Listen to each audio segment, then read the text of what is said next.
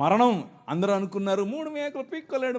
3 మేకులు పీక్కుండేది కాదు, మనుష్య సమాజానికి పట్టినటువంటి పాపం అనే మేకును, ఆ మేకుకున్న ముళ్ళు, మరణం అనే ముళ్ళును విరిచి పారేయటానికి ఆయన సిలువనెక్కాడు.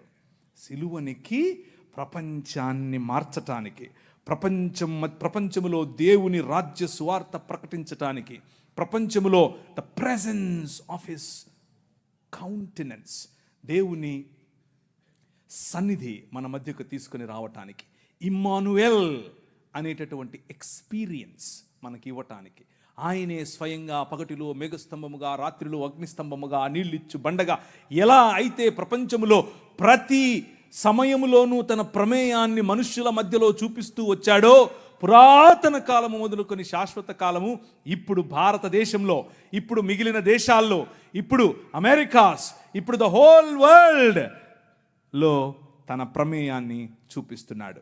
ఆయన